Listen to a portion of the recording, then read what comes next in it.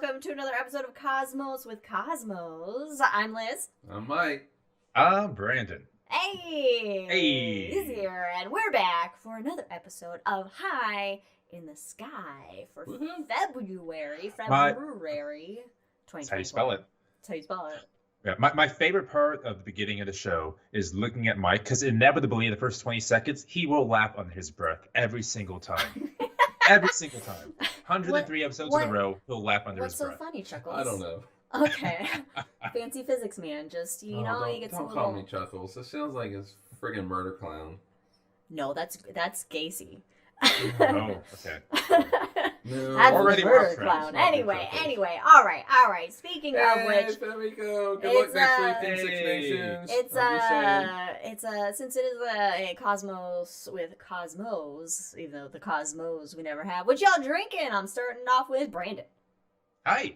I am drinking white dielectric material in honor. Yes. You will cover that later on in the episode. Yes. It's just a white Russian with burnt cinnamon stick, which I did on I can't say on air because I just did it before the show, but yeah, it was fun. I did in front of the camera, cut the thing on fire. You got a good cinnamon cinnamon smell. Yes. Yeah, I've been lighting my cinnamon sticks on fire for my hot toddies, and it does add a little very nice. A little nice spice to it. Where are our matches? Oh, I guess I got matches in the thing. I was just using that long one that has the propane in it or whatever. Liz is stealing the matches to light things on fire. No, I was using the torch. I was using your smoker torch. You're not supposed to do that either. Oh, you got to use regular matches? Yeah, it's a butane. Yeah. Well, I've been poisoning myself with cinnamon sticks, everyone. Yeah, no. You don't. I thought I was so cool using the torch, and I was getting all comfortable with it. I was like, yeah, I'm the torch master. Now I'm dying of cancer. But the thing is like creme brulee, they use it to do the. Yeah, this. But you're not supposed to. But yeah, that's edible creme brulee or edible butane. Yes, because they make the edible butane. All right. Yeah. All right. Anyway, Mike, what are you drinking? I'm drinking what I'm calling a nose first. It was either going to be the nose first or the little copter that could. One of those. So brave little copter. Nose first. But this is what it looks like. It's what it's really called is a Cuban redhead, and it's got white rum in it. It has Irish Bailey's cream, also coffee liqueur. We use Kimura, but you could use Kahlua, either one. Kahlua is going to make it a little more sweet as opposed to the Kimura, but also a little bit of creme. All sitting right down there. Sitting at the bottom. Nice. So I'm going to be very minty at the end of it. Minty fresh. Minty fresh. It tastes good. Well, I am drinking Lavender Skies. Little Lavender Skies today. That's really cool. And it's basically just a lavender gimlet. So it's a gimlet, which is gin. Mm-hmm. Take it away. It's really simple. It's gin, lavender simple syrup, and lime juice. Mm-hmm. Yeah, I like that. I'm not a big gin fan, but there are a couple gin drinks that I'm becoming. Well, very I do think that the lavender mixes very well with the herbal tones of gin. Yes. I'm a big gin drinker. As we are maturing our palates, we're discovering that gin can be used in small amounts to enhance said taste. Yes. Look at us. We're growing up, everybody. We're growing up. I still won't eat eggplant. It's not just vodka and OJ anymore. Yeah. Anyway, of course, follow us on all the things Cosmos with Cosmos, wherever you get your podcasts and socials, except for on the Twitters. It's at Drinking Cosmos. So, what's Twitter? I know. So check us out there. Also, we got some friends of the show that we like to promote. We do have a couple. Check out Wildixia, Wildixia on Etsy and her amazing art. We have MrProctorShow.com, Ron Proctor, a planetarian out there promoting astronomy and cigar box guitars out into the world. And, of course, our good buddy Jack Northrop, who does the Rolling Bluffs Planetarium in Council Bluffs, Iowa. So southwest corner. Check out rollingbluffsplanetarium.com for your Midwest planetarium fix. Yes, Brandon. If you replace Rock Lobster with Ron Proctor, it sounds fantastic in your head. That's all. I feel like now. Can we? Ron needs like a Photoshop of the Ron Lobster. Well, no, we should get the song from the B-52s. We should get the song and dub in Ron Proctor. Ron when they do Rock Lobster. There we go. Anyway, how much trouble we get in for doing that? Well.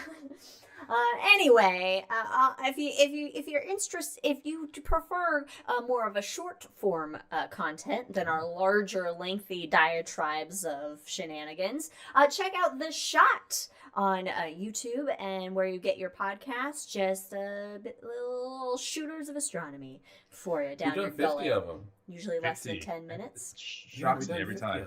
That's It's a lot of shots. a lot of shots. That's a lot of shots. That's a lot of shots. Always drink responsibly, everybody.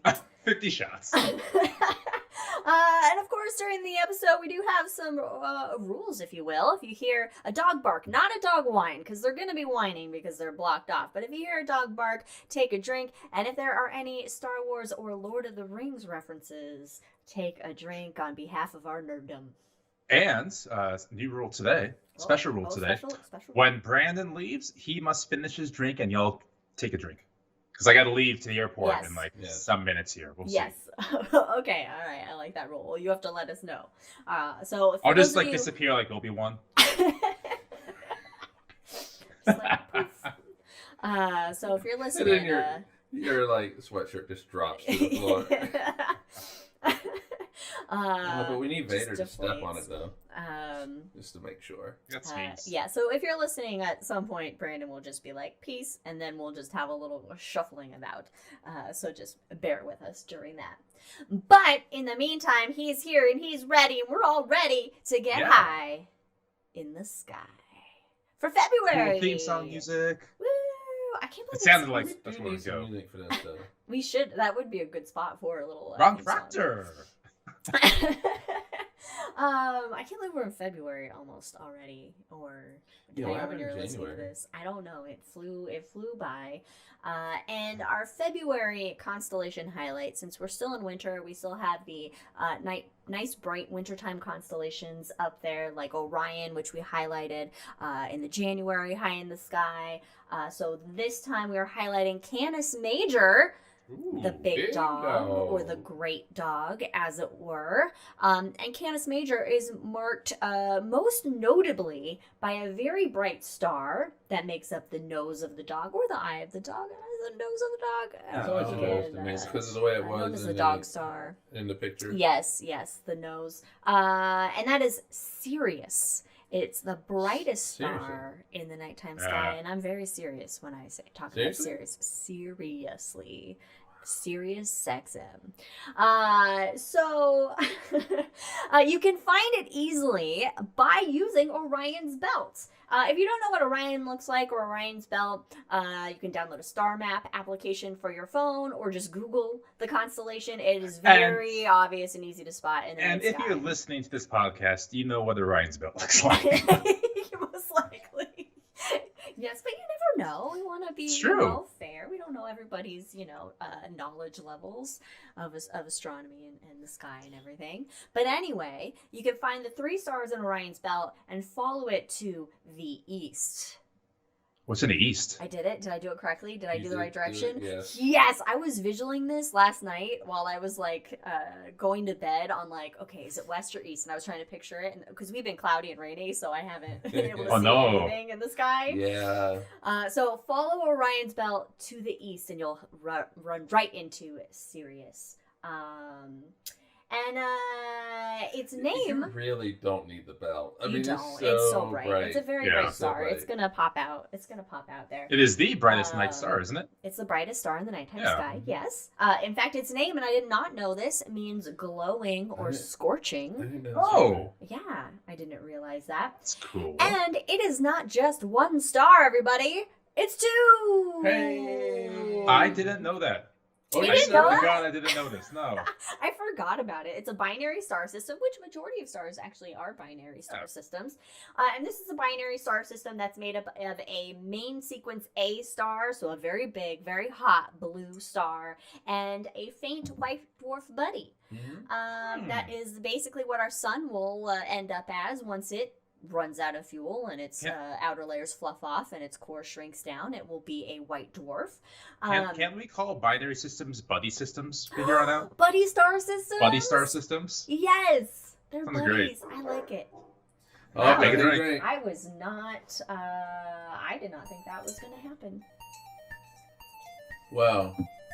I don't know why. Jack now thinks any rumbling, deep rumbling, is like UPS or FedEx or. That's all right, that's a fair point. Okay, so these stars, they orbit each other every 50 years.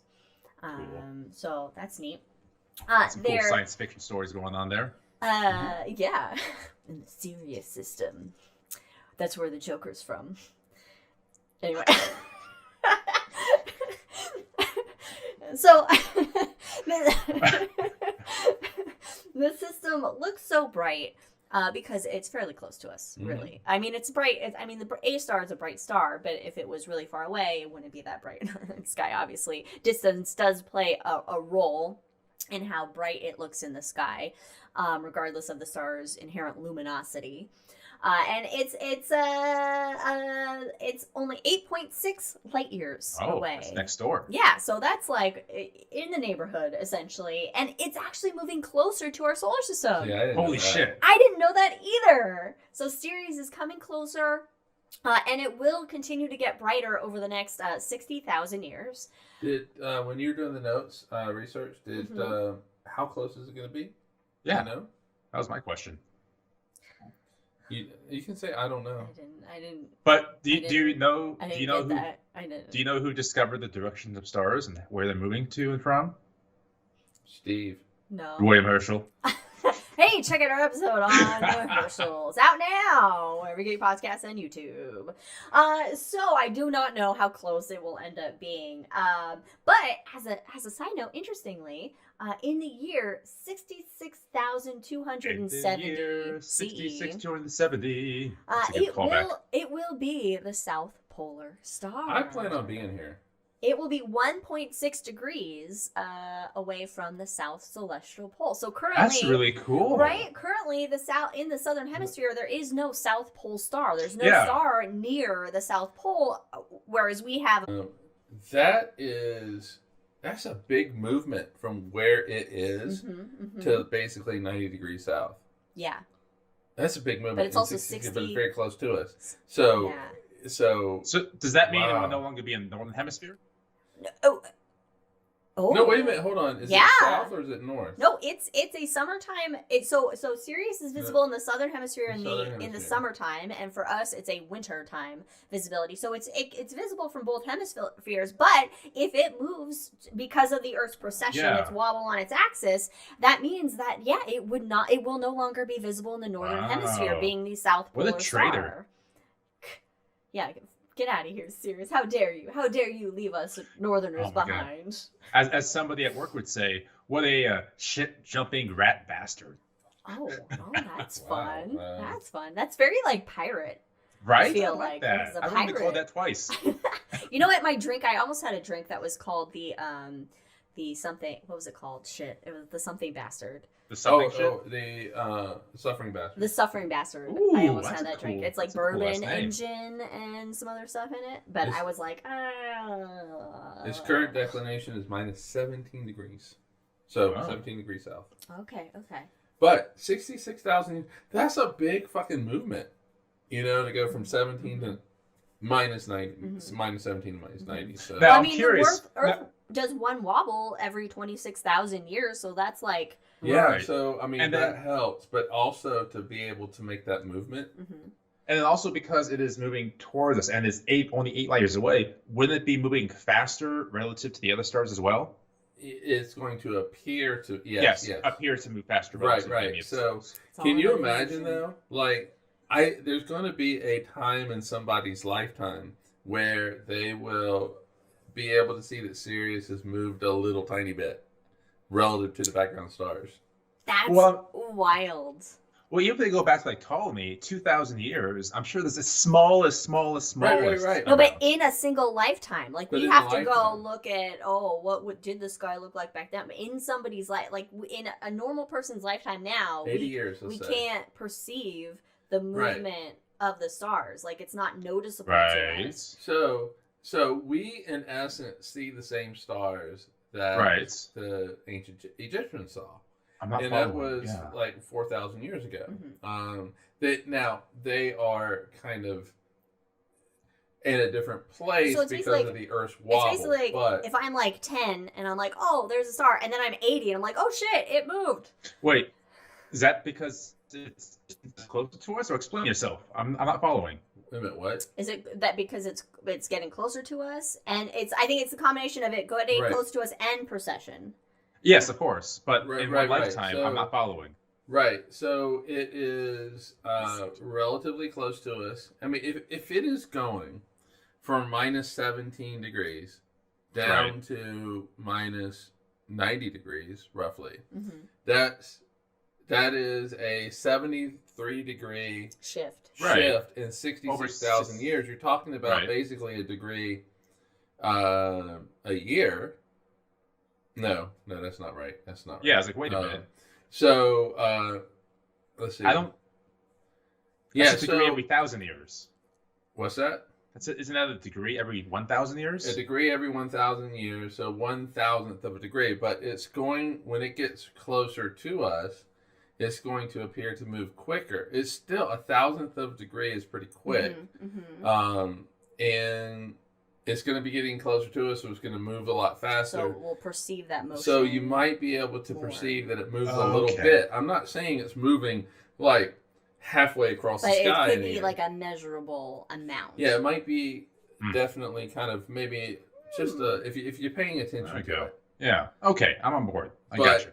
But it's not a big movement Mhm. in your lifetime, but it's still Yeah. it might be perceivable. Okay. But- You know, I don't know. I'll have to look at it in my Planetarium software and see what happens.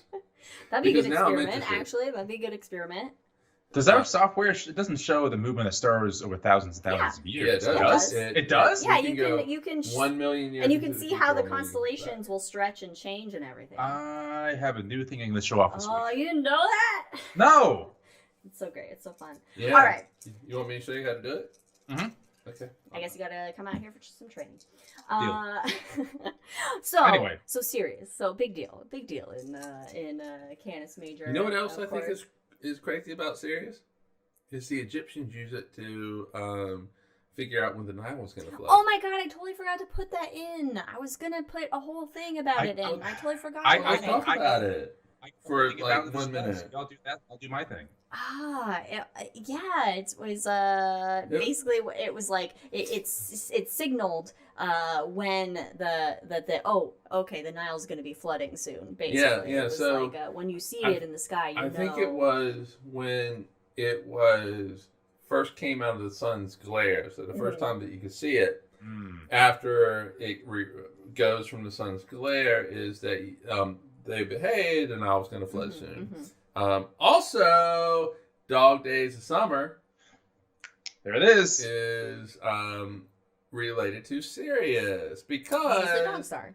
it's the dog star, but Yes, also and when's the hottest days of the year for us here in the northern hemisphere? It's in August, right? Mhm. Which is when the Sirius is It's in close the to the sun.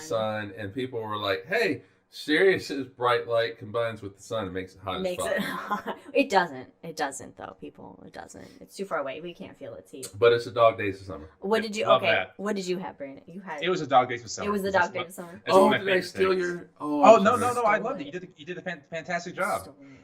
Planetarium. All right. Okay, we'll now let you go now. the dog doesn't have just the one star. Its nose. It does have other stars, although they are much dimmer Depends in what's- comparison. Depends what dogs you're talking about. Well, That's a fun astronomy joke, by the way. it does have one of the largest known stars, Oh. VY. See, I didn't know this. VY Canis Majoris. This is a red hypergiant, and a pulsating variable star that's 3,900 light years away. Can you say red hypergiant with the dramatic verbosity it deserves? It is a... He does this every time. I know. Only A once in a red while. hypergiant. Excellence. And it's, okay, it is 1,420 times the radius of the sun with a volume 3 billion times that of the sun. No, Brandon, I'll get to your question in a minute.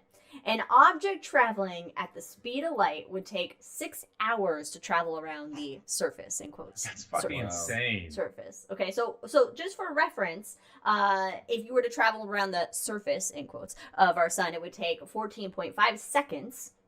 Okay, it takes 8 minutes for light from the sun to reach us, and we're 93 million miles away from the sun. So if this star replaced the sun at the center of the solar system, it would extend beyond the orbit of Jupiter. Wow. It's a big fucking star. It's a big star. Like, I can't even conceive, Nope, like, my brain breaks. the size of it. When our sun is at its biggest, the question is, will the Earth be inside of it? Yeah, will it make it to the Earth's orbit? Yeah. Like, that's... So this My is like, God. okay, hold my beer. Yeah, We're going you past- want to we're talk going past big? Jupiter. You want to talk about big stars? We're going past Jupiter. What's the mass of it, do you know? I did not look up the mass, but it's going to be man, real I'm massive. hoping, well, it's got to be huge, right? It's gonna Yeah, real massive was It's going to be. real massive. It's a Can you technical imagine term. when this thing goes bada boom? That's gonna be fun. I wish I A could. big bada boom. Big bada Big bada boom. Big bada boom. All right, so,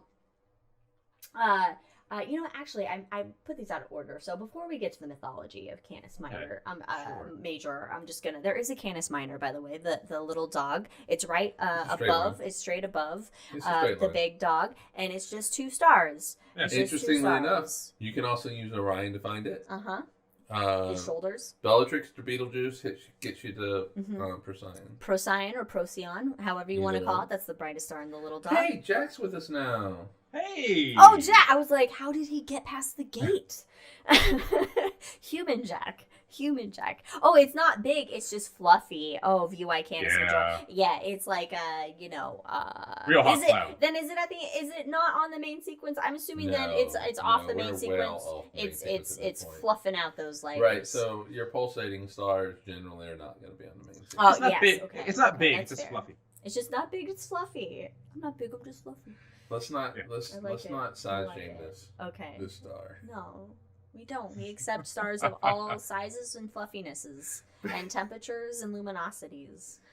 Because I'm VY Oh, Canis. stop. Oh, my God. Okay. Anyway.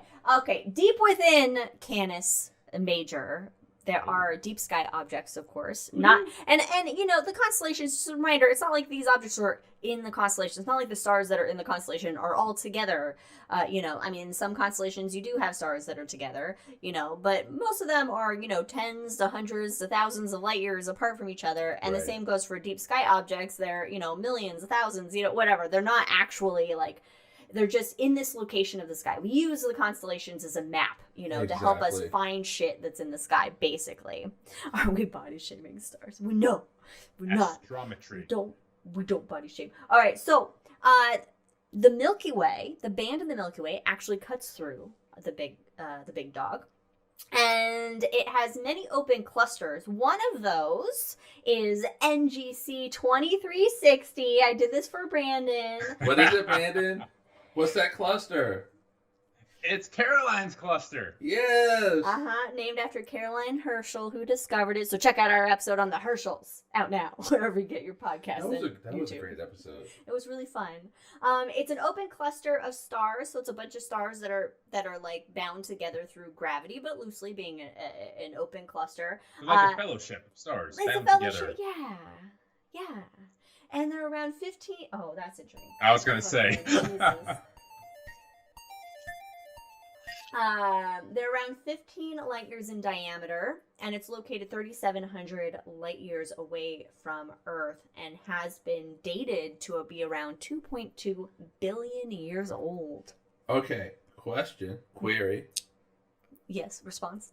VY Canis Majoris, the red hypergiant, is only 2,000 light years away from that. Is it associated in any kind of way? No, I don't think so. Thank you. Space is big. But, I mean, because it's relatively close I don't know, but I'm assuming... I mean, it's relatively close to it in the sky. Yeah, okay, I don't know. I don't have that answer for you. You have to know. I don't. You're the expert. The space is big. The space is big, people.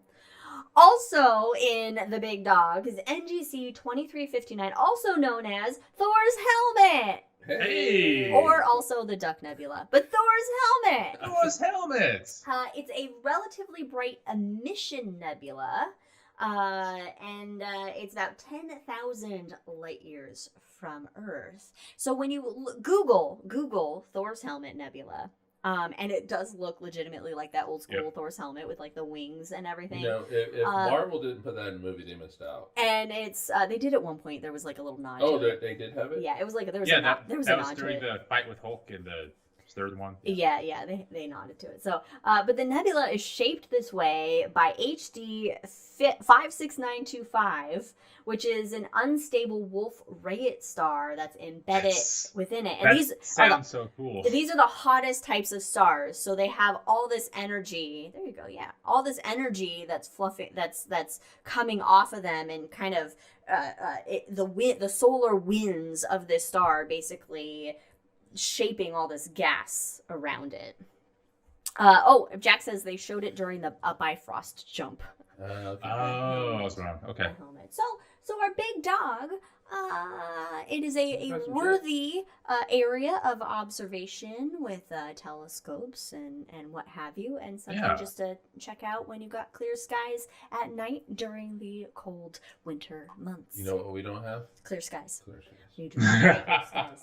Now, of course, with all constellations, there tends to be, or with most constellations, I'll say, there tends to be some mythology surrounding them, behind them. You know, since people had eyes, have been looking at the sky and imagining shit up there, making up stories, and usually after drinks. Usually after drinks. Is that historically known? Is that? Can dogs see stars? They should be able to. I don't see why not, because they can look up. Bollocks! But it's the turkeys that can't, right? Nice reference. Isn't it the turkey? But yeah, they should be able to see it. Yeah. That makes me happy. Do they care or pay attention or go, we don't know. You know, the thing is, though, is they probably have all the physics of the universe figured out, and they're like, we don't need to look at the stars. I feel like that's dolphins. I thought that was cats. Oh, well, also cats. We don't give a shit. It's definitely Poe. No, it's just cats. Dolphins. Dolphins have the universe figured out. Cats just want to. They know how to run the universe. They want to. They have their everybody. rule. Yeah, Queen Poe. All right. So mythology of our big dog. Anyway. Okay, I'm not gonna. In Mesopotamia, it was actually Kak-Sisa, which was an arrow aiming towards Orion. Of course, not known as Orion to the Mesopotamians, but I didn't look up what Orion was. What's the name of it? Nope. Thank you. Nope. You can Google it. For the Greeks, the Greeks, of course, is where we get our most familiar stories or mythology with the constellations. And there's always like a billion different stories when it comes to the Greeks and what they, saw it as. So one is that it's a dog named Lelaps, which was a gift from Zeus to Europa. Otherwise, it's more commonly seen as one of Orion's hunting dogs, along with Canis Minor. And actually, Canis Minor was a Roman addition, which I didn't realize. So really? The Romans actually added Canis Minor in there. Well, they fucked that one up. And they're either, these hunting dogs are helping him hunt Lepus the hare, which is also in the vicinity of these constellations, or helping Orion fight Taurus the bull. Which I really like the latter. Fighting Taurus the bull. Yeah, because it really is like just a. Because we don't want to hunt story. bunnies. Yeah, but you're Canis Minor. You're basically Jack at that point. It's a little wiener dog in the sky. I'm not gonna have Jack. But listen to that bark. Well, listen to that bark. No, I like. That's when Leia comes in as Canis Major. Oh, with her chompers. Leia's definitely a Canis Major. So we have Canis Major and Minor. Can we add that to their names? Captain Jack Sparrow, Canis Major, Davis and George. Yes, exactly. The middle name. Canis Minor, Davis and George. General Leia Organa, Canis Major, Davis and George. I would just love to see the vet just write that on the board. You got a Inigo Montoya going on there. Yeah. All right, so aside from the Greeks, in China, it was Canis Major was part of the vermilion bird, and its stars were classified as part of several different constellations, with Sirius called Tianlang, the celestial wolf. Hey, which sounds just nice. as a side note, vermilion bird just brings up anxiety and just because at my place of employment, one of the projects I had to work on was Chinese asterisms. That was one of them, and it was. So you have like PTSD. That was a project. That was a project. Yeah, the Chinese constellations and asterisms, they're a lot. It's a lot. There's over 200. There's kingdoms involved. I mean, it is intensely detailed. Yeah. And that just goes to, I would say, the richness and depth of Chinese culture. Because we're just like, those two stars look like a dog. I know. Hey guys, what's that look like? We're gonna call this one. I really hope the Great Southern Triangle. I really hope Ramses actually listens to this at some point. Who goes by the American name David, but or Super Dave in email. But Ramsey, if you're listening to this and you put up the vermilion bird, I made that. Hey, there you go. Moving away from China, Maori peoples of New Zealand call it the Assembly of Rehua, which included both major and minor dogs and some of the surrounding stars. Sirius is called both Rehua and Takarua. And in Australia, the Tharumba people of the Shoalhaven River, they see it as Wunbula the Bat and his two wives, Marumbul, Mrs. Brown Snake, and Mutha, Mrs. Black Snake. That's excellent. And so this little story that they have apparently is that Mrs. Brown Snake and Mrs. Black Snake, they were both bored of following their husband around, and so they tried to bury him while he was hunting a wombat down in his hole. But they weren't successful, so he spears them, and all three are placed in the sky as the constellation Munora. So basically, what we're learning with this is that when spouses are tired of the other spouse, murdering them seems to be universal. Yeah. The Seven Onion Sister. Well, they don't try to murder them; they just leave them. So Murrumbul and Utah, they are the original Dixie Chicks. Yeah. Goodbye, Earl. But they weren't successful. Country music. They weren't successful, though. So let's get to your mom real quick. Interesting that different civilizations all made up stuff about stars. Yes. I mean, every society, every culture had a story.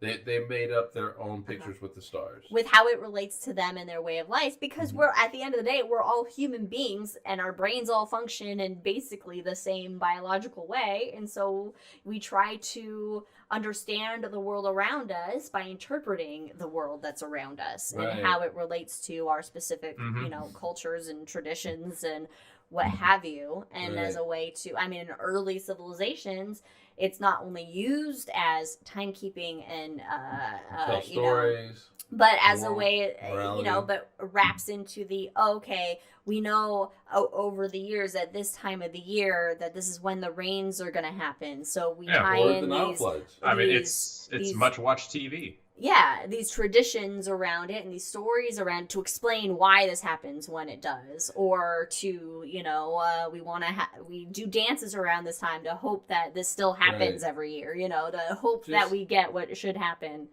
A quick detour, shortcut to mushrooms. Shortcut to what? We have lots of mushrooms that pop up in our backyard. So every society, every culture came up with their own constellations and stuff like that. And you hit on, why they did it. But the reason why It's so messed up. The reason why that when we talk about constellations, it's usually Greek constellations. White people. Is yes, because of white people. So a bunch of white people got together and they're like, how are we going to name this? How are we going to name all these things? Mm-hmm. So they decided constellations would be named after the Greek constellations. Well, planets would be named after the Roman gods. Yes. Stars would be Arabic.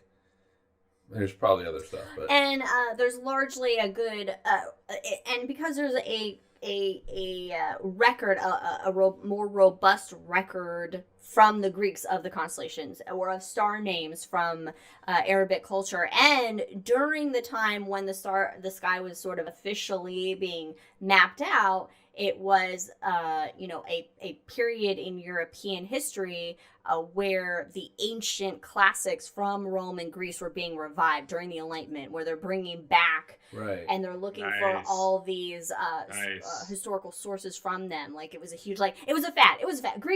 Ancient Greek and Rome became a fad, and so it was like, let's do everything in Greek, and then it stuck that way, of course. Well, it's coming in strong with the history background there. I do just want to say, though, that there's...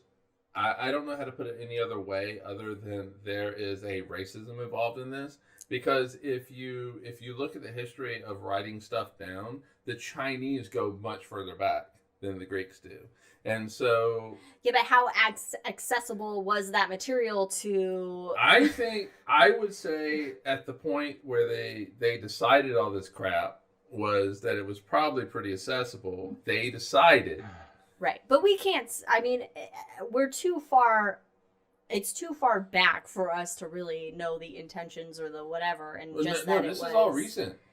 No, the deciding constellations are Greeks, the planets are Romans. Well, they basically just took what had been decided upon for years and was like, let's solidify this in because it's what's already known. The whole naming convention in astronomy is just messed up. Right, okay. We did a whole episode on that soon. So, but there is, a shot. And so with that, it feels like it's a good transition because I'm going to finish my drink now and get off to the airport to install planetariums around the world. Cheers to Brandon drinking. We're drinking with Brandon. Actually, I can finish my drink too. All right. Safe flight, safe journeys. Cheers. I will hopefully see y'all in the hangover. Or, all right. Message us, be on chat for it. All right. Yes. Bye. We just switch over, right? Cheers. All right, one of my this is from Federica. One of my favorite lines defining human beings: a talent in finding patterns, but lack context. Yes, constellations are a perfect example. Yes, they are. Yes, humans, we are very good at finding. That's our thing, right? Is pattern recognition. That's our and everything like that. We have any African civilizations? Yes. And you know what? We are at fault. We are at fault on this show for not... Whenever I'm, doing research, I'm not... It's not like I'm doing in-depth, going into the archives of libraries to find... I'm doing it in kind of a lazy way, to be honest. But none of, the resource... they'll highlight non-Western, and it's usually Mesopotamian and Chinese and some indigenous people's stuff, but not a lot of African stuff comes up at all, actually. And I feel like that is a good point you bring up, Mom, because I've never even really thought about to dig deep into what are the African constellations or stories behind them. So I think that on a future show, maybe the next time in the sky, let's highlight something that is known in African culture. Yeah, maybe we just don't do any Greek constellations, and it's just all. Well, I think we need to introduce them because that's what is the common thing. But you do, but you do have Mesopotamia, Chinese, Maori, Australia, which is going to be the Aboriginal people. Well, yeah, I try to hit the indigenous, some indigenous stuff, but I don't think we've ever really. Excuse me, as the drinks touched on an African culture, and there's many different African cultures, right? But there's also so many societies and cultures across the world: Aztec, Inca. Yeah, but we've talked about those. Is what I'm saying. Right. Those are the most common known to talk about. Okay, all right. So let's move on to some other stuff that's going to be in the sky. That's not the constellations, but some planets and some events that will be in the February sky. For planets, of course, Jupes still hanging out. Still good to see in the night sky throughout the month of February. Bright and beautiful. Jupes is sitting pretty up there. And on Valentine's Day or Valentine's evening, Jupiter actually has a date with the moon. Hey. So the moon and Jupiter are going to be relatively close together. So you can check them out on Valentine's Day. Go outside. Got a date. Or if you don't have a date and you have a date with yourself, go check out Jupiter's date with the moon. Like Saturn. Yeah, Saturn all by its lonesome. In fact, Saturn is only going to be visible until Valentine's Day. And then it sets and will be behind the sun. It sets and it'll be too early for observation at night. So I guess it's meeting the sun for its own date for the rest of the month. I mean, that's a bigger date though. Yeah, it's true. Lasts longer. Yeah. February 20th to 24th, Venus and Mars are hanging out in the southeast in the early morning hours, but on the 22nd, they will be 0.6 degrees apart. Which isn't much. All right, so this is known as it's known as a planetary conjunction because from our point of view, they look like they're really close together. What is it, the moon's half a degree? Sure. Yes. I think it's half a degree. But they're gonna be really close together. So that'll be something to check out on the 22nd. Well, through the 20th and 24th, but the 22nd for that closest approach of them. As far as the other events go, on February 8th is the Alpha Centaurids meteor shower, which is a minor meteor shower. And being that it's the Alpha Centaurids, I assume it's in the southern hemisphere. Because Centaurus is more of a southern hemisphere constellation. Mm-hmm. And then on the 24th of February is a full moon. And this month's full moon is known as the snow moon due to the heavy snowfall in February. Unless you're in Oregon. Yeah, well, unless you're where we live in Oregon. But other names are the Make Branches Fall into Pieces moon. I like that. Which I thought was, I like that, yeah. actually. That seems appropriate. It seems appropriate for the ice storm that Oregon recently had. The raccoon moon and the hunger moon. I don't know about the raccoon moon, if they just come out more. I love raccoons. They are cute. Yeah, very cute. No. They're little, trash pandas, but they are cute. All right. Astronomy news. You should do it in 1930s language. Oh, right. Okay, hold on. This just in. Astronomy news. The latest here on Cosmos with Cosmos. We have Pandora's box has been opened. The OSIRIS-REx sample container has been opened. OSIRIS-REx, of course, was a mission that launched to asteroid Bennu to collect samples and bring them back to Earth so that we may study what asteroids are made of in the early solar system conditions back then in the day. How did you like it? That was beautiful. You're welcome. So OSIRIS-REx, which is the Origins Spectral Interpretation, Resource Identification, and Security Regolith Explorer. They're stretching sometimes with these names. They are stretching. It was launched in September of 2016 to collect samples from asteroid Bennu. And it recently just returned, dropping off that capsule of asteroid material on September 2023. The spacecraft itself did not come back with the samples. It's still hanging out. It was like, here's your materials, and it flew on back out there, and it's gonna go hit up the asteroid Apophis. Ooh. And check it out and study it and see what's going on with Apophis. Well, in 2029, it was like, at first it was like, oh, it might be because they thought it might hit us. But it's not gonna hit us. It's fine. So it dropped off the sample, and they had trouble opening it. Apparently there was a couple of fasteners that were just being real stubborn and not wanting to open. the fasteners didn't want to stop fastening, basically. No. And so the Astro Materials Curation Team, which, by the way, what a cool team name to be on. Astro Materials. Hey, what do you do? I'm on the Astro Materials Curation Team. I know, right? like that's cool. So they got it opened on January. So September through January, they were trying to open this motherfucker. And so the next step is basically to prepare the material to go into sample trays, where they will then be like weighed and photographed and stored at Johnson Space Center. And then people, institutions, whatever, they can then file to like do science on the samples. They can apply to study them, basically. Do some science. They've collected 2.48 ounces from the sample, and they had a goal of 2.12 ounces. So they collected more asteroid material than they thought they were going to, which is great. So that catalog of samples will be released later this year for study of them, so we can study basically asteroids. They're remnants from the early solar system. They're like these pure remnants of what the solar system was like, 4.5 billion years ago. Yeah, so they're important to study, to see like what it was like and how things evolved and how things changed. 9 billion years after this Big Bang.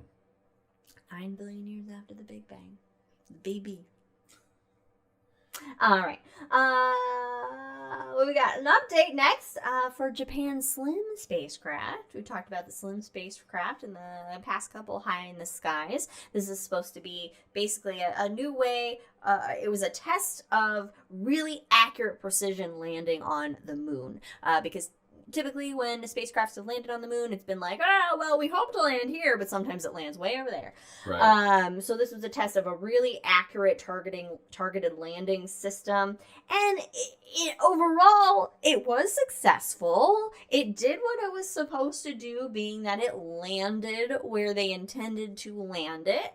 However, it did tip over and land on its nose. Right. So, nosedive. It nosedived. It took a nosedive. It landed correctly, but nosedived. It had a few problems then by landing on its nose, meaning that it landed 90 degrees rotated from where it needed to be, and so the solar panels were not able to charge the spacecraft. Right. It wasn't able to get the power that it needed, and so they had to shut it down. But hope remains while the spacecraft remains true. Take a drink, everybody. They hope that they will be able to regain power to it, but I don't know. We don't know if they will. They'll get some power to it. They'll get some power. Here's a fun piece of news that I thought from phys.org. Milky Way may have less dark matter than previously thought. Interesting. Especially when that's going to dovetail into 2 weeks from now. A long time ago, in a galaxy not far away, we're in it. Take a drink. Hey!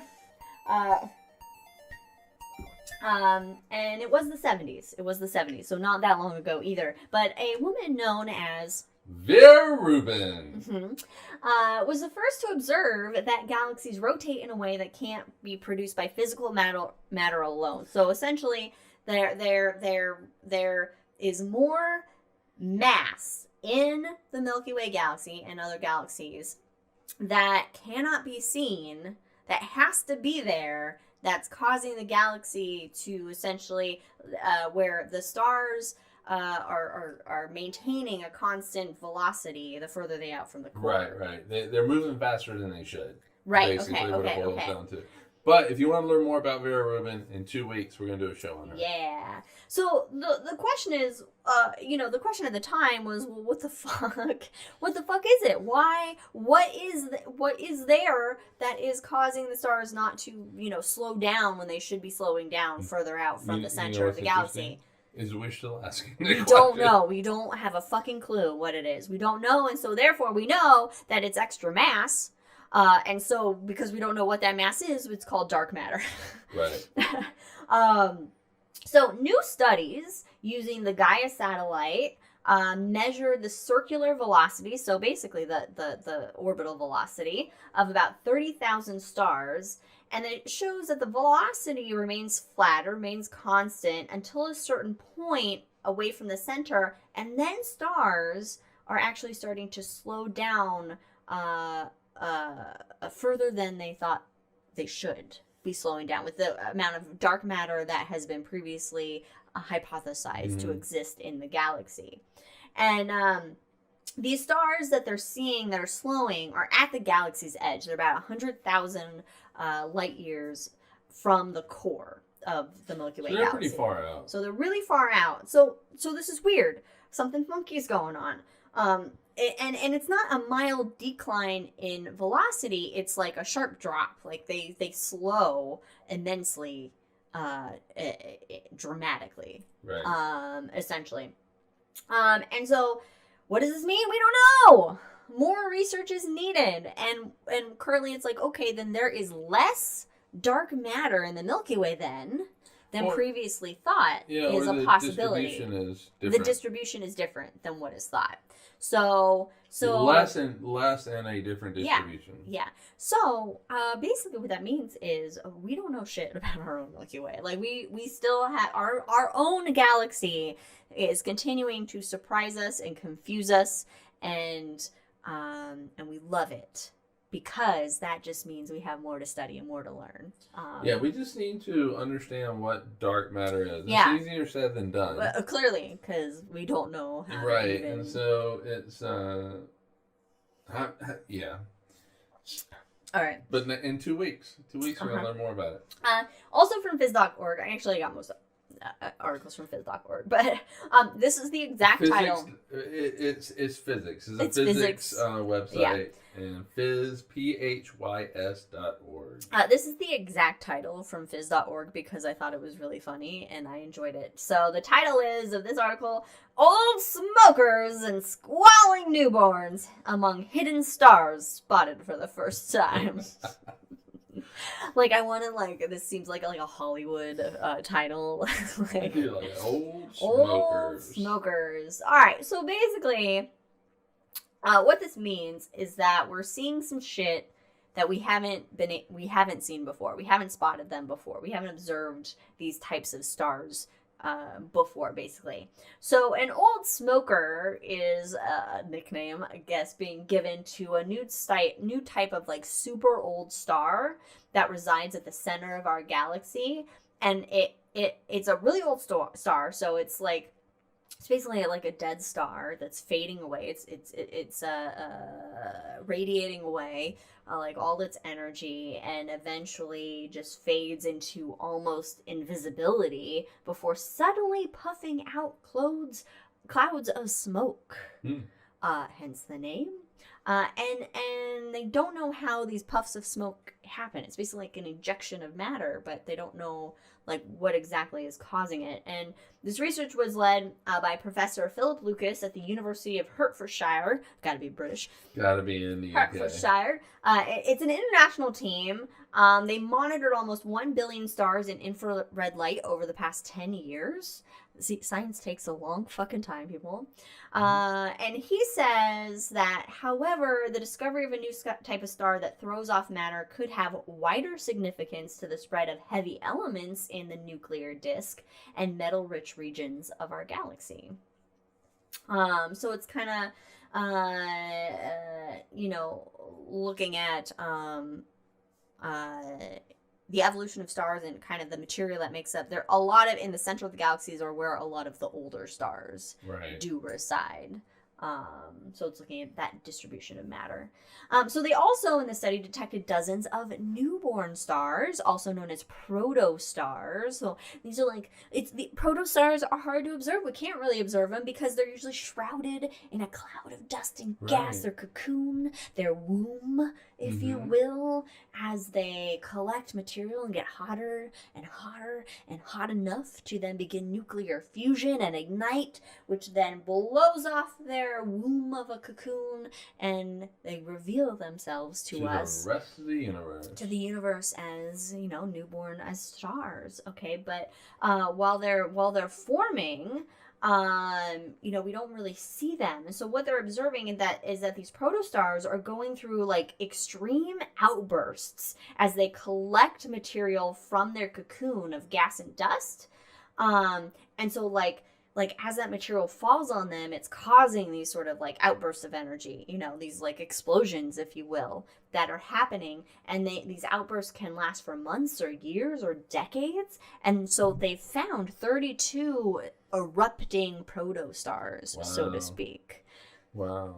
And so it sheds light on how stars form, but then also with all these eruptive outbursts, you know, like how do planets form through that? Because it's a very volatile environment. Right.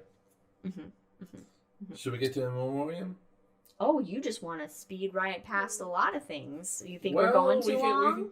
Yeah, we've gone a little long. And we can get to those in the Hangover. Oh, in the Hangover. All right. Okay, let's do that. We can do that. All right. Who's leading the show? It's not me. All right. So more news to be in the Hangover. So check out the Hangover. We will go to the In Memoriam. We don't have an In Memoriam every high in the sky. Thank fucking goodness, though. Yes, but this time we do. And we have two. Our first In Memoriam. Cheers to Ingenuity, the best little copter that could. Ingenuity. That was bad timing on my part. Ingenuity is the first aircraft on another planet. Mm-hmm. The first flying object that we've had. That we just were like, let's fly some shit on another planet. All right, it came. Let that sink in for a second. Yeah, it arrived on Mars with the Perseverance rover. And really it was a test of the technology, of the capabilities, and it was supposed to only do like 5 test flights over the course of a month, and Curiosity ended up doing Ingenuity. Sorry. There's so many fucking Mars robots with the similar type names. Ingenuity ended up doing 72 flights over the past, 3 years now that it's been there? 72 flights. It holds the record, of course, because it's the only one. It's the only one! It's the only spacecraft to fly on another planet. Unfortunately, recent observations of Ingenuity show that one or more of its rotor blades has been broken. Yeah, and it can't fly. And it can't fly, so its mission has come to an end.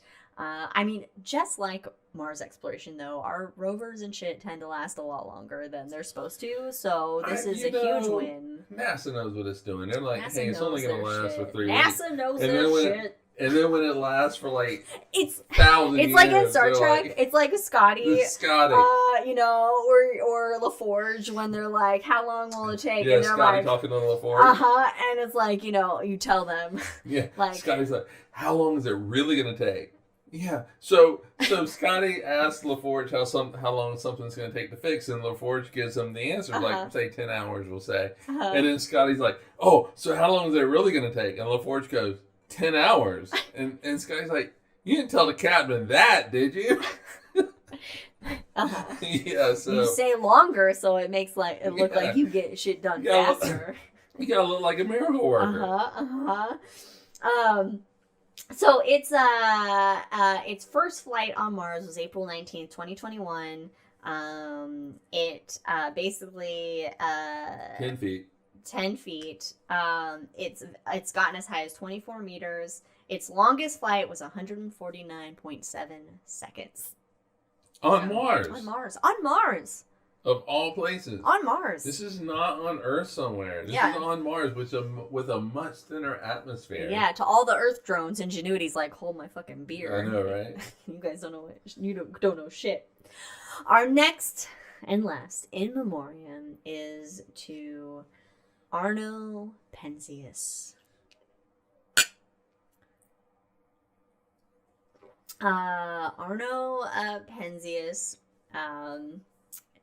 may be familiar. Penzias and Wilson. Very first shot, by the way. Was it one of our very first shot? Basically, they discovered the cosmic microwave background radiation, the CMB, basically the as close as we can observe to the Big Bang. Yep. And they won a Nobel Prize in Physics in 1978 for discovering this. Accidentally. And Mike will give a little recap of the discovery. All right, so Big Bang happens, right? And so... Which is not a Big Bang at all. It's a misnomer. It's more like a... It's just an eruption of space and time and energy. Things exist. God, it sounds so religious. But anyway... all right. So, Einstein comes up with the general theory of relativity. One of the things that eventually comes from that is, hey, the universe started with a Big Bang. Mm-hmm. There's a lot of points between Einstein and that, but we get there. And it came out that, hey, there has to be an afterglow from this big explosion, quote-unquote explosion that caused the creation of the universe. And there were astronomers that were looking for it. Would this be like a universal orgasm? Yeah. So, and so there were... Gotta get those old smokers out. Right, I know, right? Lisa squabbling, what is it? Lisa squabbling. Yeah. The old smokers with theirs. Right, so there were actually astronomers that were building telescopes to look for this background radiation from the creation of the universe, the Big Bang. And there were two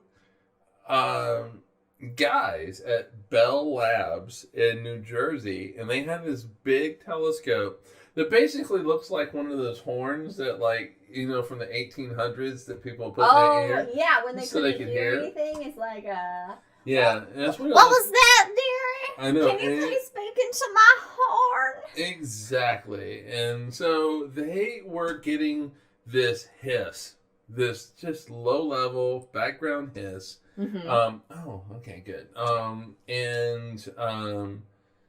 They couldn't get rid of that. They could not explain it away, no matter what. They aimed it at New York City or New Jersey, so it was across the river from New York, and they aimed at it to try to remove it. What did they think it was inside? What did they find inside of the telescope? They thought maybe it was Brandon's drink. White dielectric material. Which means... Pigeon shit.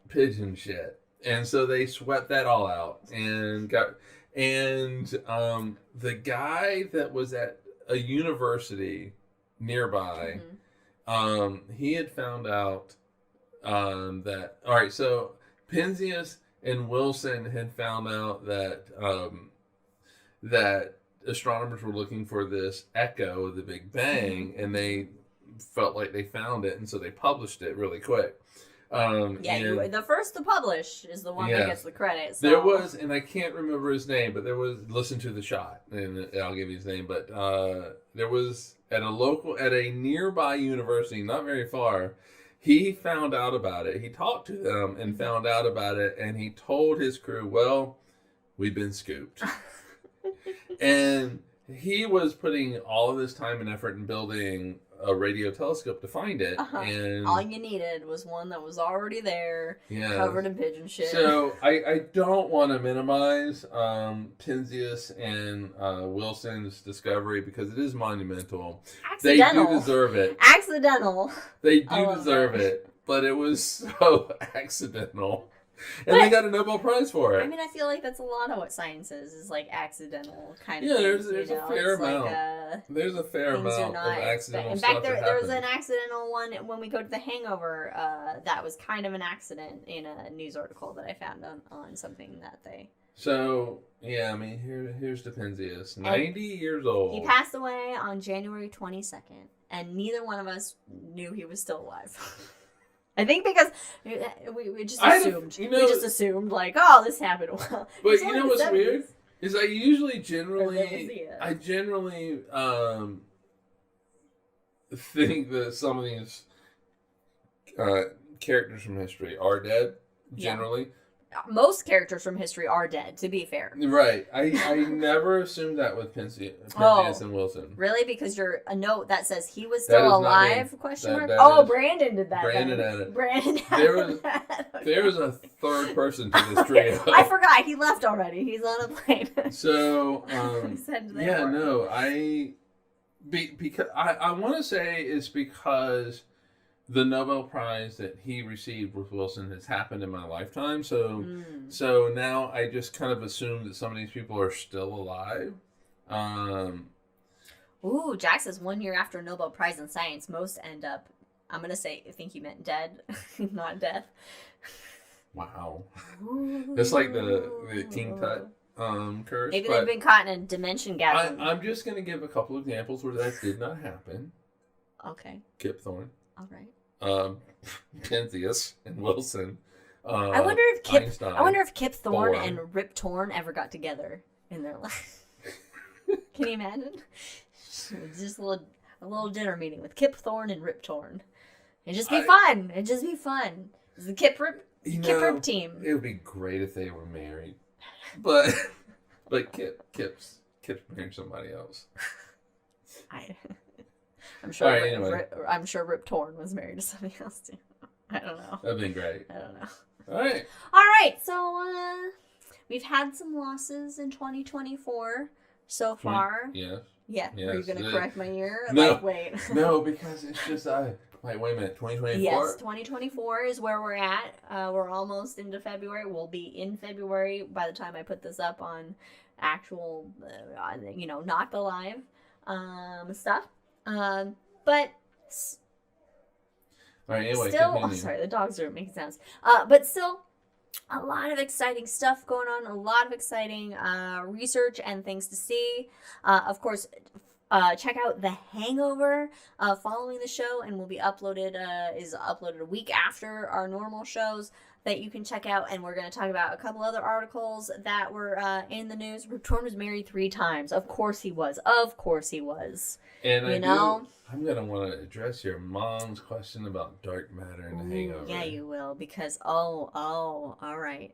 Yeah, this is when Fancy Physics Man gets excited. Anyway, that's our High in the Sky for February 2024. Follow us on all the things. Cosmos with Cosmos on pretty much everything except the Twitters, which is at Drinking Cosmos. You can find us on Spotify. I guess Google Podcast is going away. But Apple Podcasts, I guess they're just turning into YouTube. I don't know, but YouTube primarily. Thank you guys for joining us. We'll see you next time. Cheers, everybody. See you in 2 weeks. Vera Rubin.